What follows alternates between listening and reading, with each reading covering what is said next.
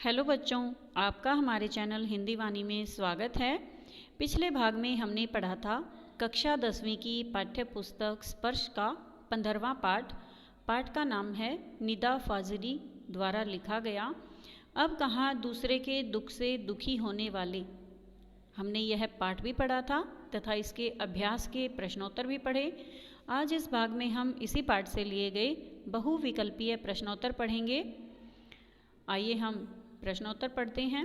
हमारा पहला प्रश्न है, प्रकृति मनुष्य को कब दंडित करती है? दंडित करने का अर्थ है सजा देना।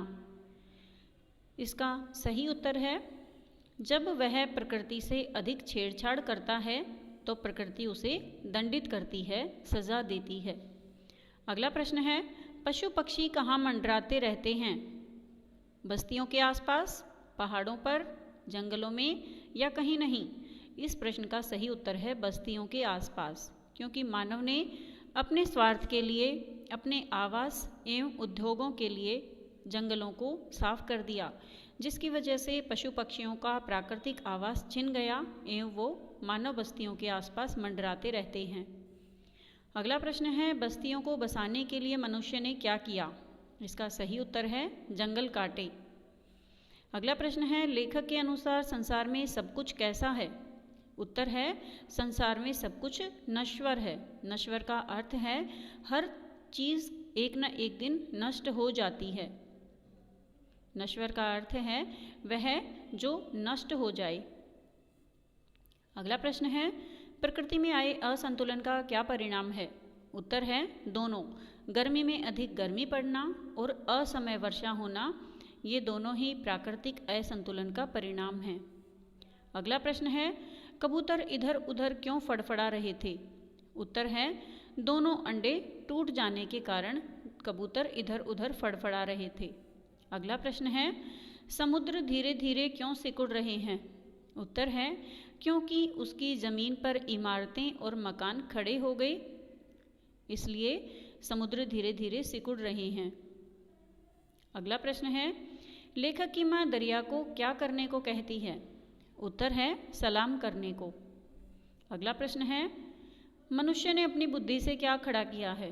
उत्तर है, मनुष्य ने अपनी बुद्धि से भेदभाव और ऊंची दीवारें खड़ी की हैं। अगला प्रश्न है, पहले पूरा संसार किसके जैसा था? उत्तर है, पहले पूरा संसार एक परिवार के जैसा था। अगला प्रश्न है, कौन सा धर्म कुत्ते को गंदा समझता है?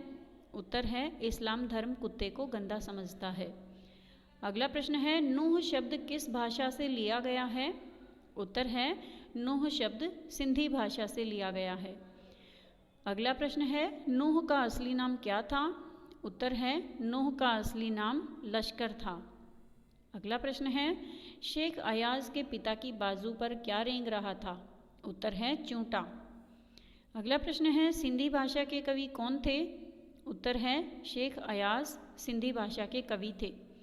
अगला प्रश्न है, चींटियों को सुलेमान ने क्या कहकर धीरज बंधाया?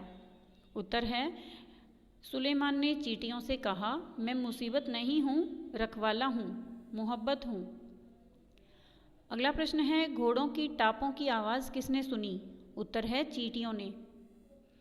अगला प्रश्न है, लेखक के अनुसार किस तरह के लोग अब नहीं हैं? उत्तर है, दूसरे के दुख में दुखी होने वाले लोग अब नहीं हैं। अब अधिकतर स्वार्थी लोग इस दुनिया में रहते हैं, दूसरे के दुख में दुखी होने वाले लोग बहुत कम मिलते हैं। अगला प्रश्न है, निदा फाजली किसके महत्वपूर्ण स्तंभ माने जाते हैं? उत्तर है, उर्दू के साठों स्तरी कविता के। अगला प्रश्न है, शेख अयाज किस भाषा में कविता की रचना करते थे? उत्तर है, सिंधी। प्रश्न है, जीवन कैसे घरों में सिमटने लगा है? उत्तर है, छोटे छोटे डिब्बे जैसे घरों में जीवन सिमटने लगा है। अगला प्रश्न है, इस्लाम में कुत्तों को क्या समझा जाता है? उत्तर है, इस्लाम में कुत्तों को गंदा समझा जाता है, अच्छा नहीं समझा जाता। अगला प्रश्न है, पक्षी बस्तियों में क्यों चले गए? इसका उत्तर है, उपर्युक्त सभी कथन सत्य हैं, अर्थात पेड़ कटने के कारण, अपना आश्रय छिन जाने के कारण और प्रदूषण के कारण पक्षी बस्तियों से चले गए हैं। अगला प्रश्न है, हजरत मोहम्मद को कौन सा पक्षी प्रिय है? उत्तर है, हजरत मोहम्मद को कबूतर प्रिय है। अगला प्रश्न है, लेखक की माँ ने दिन भर रोज़ा क्यों रखा? उत्तर है, कबूतर का अंडा टूट जाने के कारण लेखक की माँ ने दिन भर रोज़ा रखा, क्योंकि वो प्रायश्चित करना चाहती थी। उन्होंने कबूतर का अंडा जानबूझकर नहीं तोड़ा। अगला प्रश्न है, कबीर या मिर्ज़ा को सताने से लेखक का क्या आशय है? उत्तर है, कबीर या मिर्ज़ा द्वारा लिखी पुस्तकों पर बैठकर उन्हें गंदा करना। यानी जब कबूतर मिर्ज़ा या कबीर की पुस्तकों को गंदा कर देते थे तो लेखक ने उन्हें सताने जैसा बताया है। अगला प्रश्न है, सोलोमन की क्या विशेषता बताई गई है? उत्तर है, सोलोमन की यह विशेषता बताई गई है कि वह सभी जीव जंतुओं की जुबान समझता था। अगला प्रश्न है, अब कहाँ दूसरे के दुख से दुखी होने वाले पाठ के लेखक कौन हैं? उत्तर है, निदा फाजली।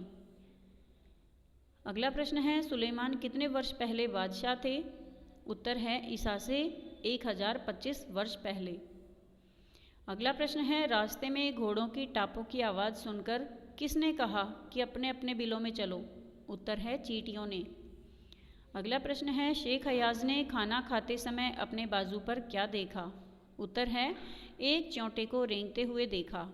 अगला प्रश्न है, लश्कर को नूह के लक़ब से क्यों याद किया जाता है? उत्तर है, क्योंकि वे जीवन भर रोते रहे। अगला प्रश्न है, मानव जाति ने अपनी बुद्धि से क्या किया है? उत्तर है, मानव जाति ने अपनी बुद्धि से प्रकृति और मानव के बीच बड़ी बड़ी दीवारें खड़ी कर दी हैं। अगला प्रश्न है, गर्मी, सर्दी, सैलाब आदि किसका परिणाम है? उत्तर है, मानव और प्रकृति के असंतुलन का। अगला प्रश्न है, इस धरती में किसकी अधिक हिस्सेदारी है? उत्तर है, धरती पर रहने वाले सभी जीवों की बराबर की हिस्सेदारी है। अगला प्रश्न है, पाठ एवं लेखक का नाम लिखिए। उत्तर है, पाठ का नाम है अब कहाँ दूसरे के दुख से दुखी होने वाले, और इस पाठ के लेखक निदा फाजली जी हैं। अगला प्रश्न है, सुलेमान की क्या विशेषता थी? उत्तर है, वे मानव जाति के राजा होने के साथ साथ सभी पशु पक्षियों के हाकिम भी थे। वे सभी जीव जंतुओं की भाषा समझते थे। हाकिम का अर्थ है हितैषी, शुभचिंतक, भला चाहने वाला। अगला प्रश्न है, बड़े बड़े बिल्डर क्या कर रहे हैं और क्यों? उत्तर है, वे समुद्र को पीछे धकेलकर उसकी ज़मीन हथिया रहे हैं और वे उस ज़मीन पर बड़ी बड़ी बिल्डिंगें बनाना चाहते हैं। अगला प्रश्न है, समुद्र को गुस्सा क्यों आया? उत्तर है, बिल्डर धीरे धीरे समुद्र की ज़मीन हथिया रहे थे। अब समुद्र की सहन शक्ति से परे की बात हो गई थी, इसलिए समुद्र को गुस्सा आया। अगला प्रश्न है, बड़ों का गुस्सा कैसा होता है? उत्तर है, बड़ों को गुस्सा बहुत कम आता है, परंतु जब उनकी सहन शक्ति से परे हो जाए तब उनका गुस्सा विकराल रूप धारण कर लेता है। अगला प्रश्न है, समुद्र ने गुस्से में आकर क्या किया? उत्तर है, उसने अपनी लहरों पर दौड़ते हुए 3 जहाज़ों को गेंद की तरह उठाकर फेंक दिया। अगला प्रश्न है, वे तीनों जहाज कहाँ कहाँ गिरे? उत्तर है, एक जहाज वर्ली के समुद्र के किनारे पर गिरा, दूसरा बांद्रा के कार्टर रोड के सामने और तीसरा गेटवे ऑफ इंडिया के सामने गिरा। अगला प्रश्न है, लेखक ने ग्वालियर से मुंबई तक क्या बदलाव देखा? उत्तर है, ग्वालियर में प्रदूषण इतना अधिक नहीं था जितना आज मुंबई में है। ग्वालियर में घर बड़े थे, पक्षी भी घर पर अपना अधिकार समझते थे। मुंबई में डिब्बेनुमा फ्लैट हैं जिनमें पशु तो क्या पक्षी भी नहीं आ सकते हैं। अगला प्रश्न है, जहां अब लेखक का घर है पहले वहां क्या था? उत्तर है, जहां अब लेखक का घर है पहले वहां जंगल था, पक्षियों के बसेरे थे एवं दूसरे जानवर भी थे। अगला प्रश्न है, मनुष्य ने प्रकृति के साथ क्या किया है? उत्तर है, मनुष्य ने प्रकृति का दोहन किया है, उसके साथ खिलवाड़ किया है। मनुष्य इस धरती पर केवल अपना ही अधिकार समझता है। अगला प्रश्न है, कबूतरों के आने जाने से लेखक को क्या परेशानी होती है? उत्तर है, वे किसी भी चीज़ को गिराकर तोड़ देते हैं, किताबों पर बैठकर उन्हें गंदा कर देते हैं। इस वजह से लेखक परेशान हो जाते हैं। अगला प्रश्न है, रोज़ रोज़ की परेशानी से तंग आकर लेखक की पत्नी ने क्या किया, उसका क्या परिणाम हुआ? उत्तर है, उन्होंने पक्षियों के आने जाने के रास्ते को बंद कर दिया। खिड़की के बाहर अब दोनों कबूतर खामोश बैठे रहते हैं। अब यहाँ उनकी जुबान को समझने वाला कोई नहीं है। दोनों पक्षी असहाय हैं। अगला प्रश्न है, सोलोमन किनके राजा थे, उनकी क्या विशेषता थी? उत्तर है, सोलोमन मनुष्य जाति के साथ साथ पशु पक्षियों के भी हाकिम थे, हमदर्द थे। वे सभी जीव जंतुओं की भाषा समझते थे। अगला प्रश्न है, शेख अयाज कौन थे, उनके साथ क्या घटना घटी? उत्तर है, शेख अयाज सिंधी भाषा के महाकवि थे। कुएं पर नहाते समय एक चोंटा उनके शरीर पर चढ़ गया। वे वापस उसको वहीं छोड़ने आए। उन्होंने सोचा कि चोंटा अपने घर से बेघर हो गया और मैं ऐसा देख नहीं सकता। अगला प्रश्न है, शेख अयाज के इस व्यवहार से उनके चरित्र के बारे में क्या पता चलता है? उत्तर है, वह एक नेक दिल इंसान थे। प्रत्येक जीव के प्रति उनके मन में दया थी। वे एक सच्चे इंसान थे।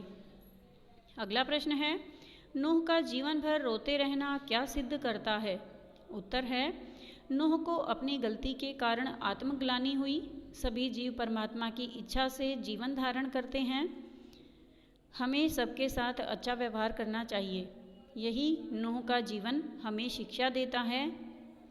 अगला प्रश्न है, माँ ने बचपन में लेखक को क्या सीख दी थी? उत्तर है, माँ ने बचपन में लेखक को सीख दी थी कि सूरज ढले आंगन के पेड़ों के पत्ते मत तोड़ो, दिया बत्ती के समय फूल मत तोड़ो और दरिया पर जाओ तो उसको सलाम करो। अगला प्रश्न है, मानव जाति ने अपनी बुद्धि का कैसे प्रयोग किया है? उत्तर है, मानव जाति ने अपनी बुद्धि का गलत कार्यों में प्रयोग किया है। प्रकृति को नुकसान पहुंचाने के लिए किया है और सारी धरती को अपने कब्जे में करने के लिए अपनी बुद्धि का प्रयोग किया है। अगला प्रश्न है, बड़े बड़े बिल्डर समुद्र को पीछे क्यों धकेल रहे थे? उत्तर है, समुद्र की ज़मीन को हथियाने के लिए और बड़ी बड़ी बिल्डिंग बनाने के लिए। अगला प्रश्न है, प्रकृति में आए असंतुलन का क्या परिणाम हुआ? उत्तर है, अब गर्मी में ज़्यादा गर्मी व सर्दी में ज़्यादा सर्दी होने लगी। बेवक्त बरसातें होने लगी।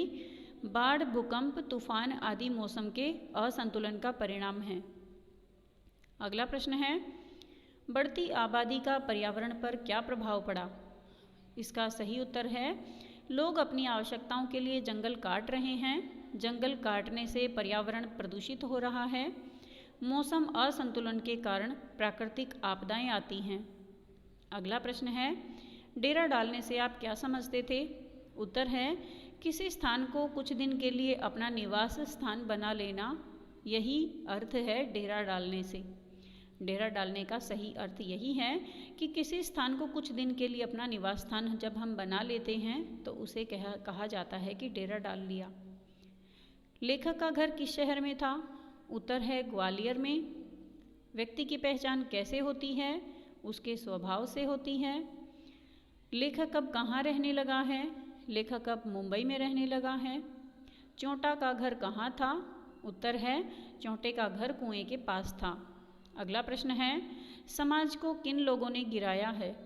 उत्तर है, समाज को व्यवहारवादी लोगों ने गिराया है, जो केवल अपने स्वार्थों तक ही सीमित रहते हैं। किसी जीव जंतु पशु पक्षी की वो परवाह नहीं करते और अपने स्वार्थों को पूरा करने के लिए, अपनी आवश्यकताओं को पूरा करने के लिए प्राकृतिक पर्यावरण को दूषित कर रहे हैं, वनों को काट रहे हैं, नदियों और समुद्रों को भी प्रदूषित कर रहे हैं।